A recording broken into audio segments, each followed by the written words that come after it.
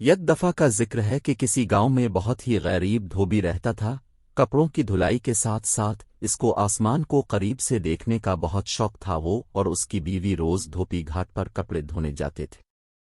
ایک روز جب اس کی بیوی کپڑوں کو سوکھا رہی تھی، اس کی نظر آسمان پر پڑی اور کیا دیکھتی ہے کہ آسمان سے ایک ہاتھی اڑتا ہوا زمین پر اتر رہا ہے، اور جیسے ہی وہ زمین پر اترا وہ غائب ہو گیا۔ 2-3 روز تک وہ یوں ہی ہاتھی کو زمین پر اترتا دیکھتی رہی۔ ایک رات اس نے یہ سارا ماجرہ دھوبی کو بتایا۔ دھوبی پہلے تو بہت حیران ہوا، مگر پھر فیصلہ کیا کہ کل وہ اس ہاتھی پر نظر رکھیں گے کہ آیا یہ ہاتھی زمین پر کیوں اترتا ہے اور پھر غائب ہو جاتا ہے۔ آخر ایسا کیا ہے۔ اگلے دن دونوں شدت سے اس کا انتظار کرنے لگے، آسمان پر بار بار نظر دوڑانے لگے۔ آخر انتظار کا وقت ختم ہوا اور ان کو آسمان سے ہاتھی زمین پر اترتا نظر آ ہی گیا۔ دونوں اس کے پیچھے چل پڑے۔ ہاتھی گنے کے کھیتوں میں گھس گیا اور خوب پیٹ بھر کر گنے کھانے لگا۔ ہاتھی کا پیٹ بھر الفور الفاڑنے کی تیاری کرنے لگا۔ جیسے ہی اس نے الفاڑن بھری، دونوں میاں بیوی نے بھی ہاتھی کی دم پکڑ لی اور ہاتھی کے ساتھ الفاڑنے لگے۔ ہاتھی آسمان کی بلندیوں کو پہنچا تو دھوبی کیا دیکھتا ہے کہ ایک پہاڑ ہیرے سونے کے جواہرات سے چمک رہا ہے۔ یوں لگ رہا تھا جیسے کوئی اپنا خزانہ یہاں چھوڑ کر بھولے بیٹھا۔ دونوں میاں بیوی کی آنکھیں دنگ رہ گئی۔ آخر ہاتھی پہاڑ پر اتر گیا۔ دونوں میاں بیوی بھاگ کر سونے پر ٹوٹ پڑے اور زیادہ سے زیادہ سونا اکٹھا کرنے کی کوشش کرنے لگے۔ رات کے بڑھتے اندھیرے سے پریشان ہونے لگے۔ اچانک ان کو خیال آیا کہ صبح ہوتے ہی وہ ہاتھی کی دم پکڑ کر زمین پر اتر جائیں گے۔ آخر صبح ہوئی اور ویسا ہی کیا جو انہوں نے سار رات سوچتے گزار دی۔ خیر زمین پر اترے اور اپنے گھر کی طرف رواں دواں ہو گئے۔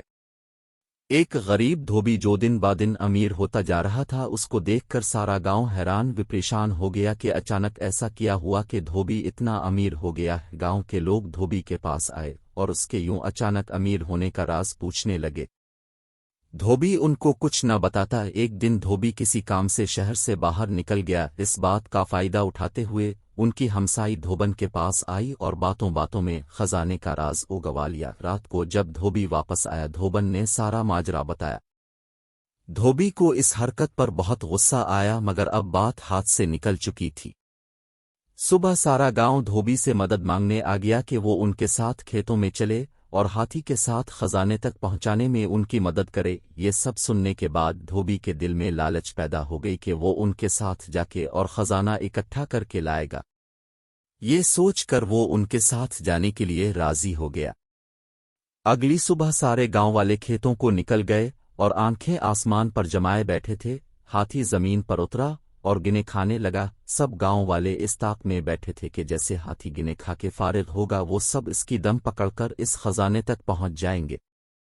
جیسے ہی ہاتھی الفاڑنے لگا، سب نے اس کی دم پکڑ لی۔ دھوبی سب سے آگے اس کی دم پکڑے تھا اور یوں اس کے پیچھے ایک لمبی قطار میں پورا گاؤں ایک دوسرے کو پکڑے ہاتھی کے ساتھ الفاڑی چلے جا رہے تھے۔ سب گاؤں والے آپس میں باتیں کرنے لگے کہ وہاں اتنا خزانہ ہوگا کہ ہم سب لے کر آ سکیں گے۔ کسی نے کہا خود سے سوچنے سے اچھا ہے کہ ہم کیوں نہ دھوبی سے پوچھ لے۔ ایک گاؤں والے نے پوچھا، دھوبی وہاں کتنا سونا ہے؟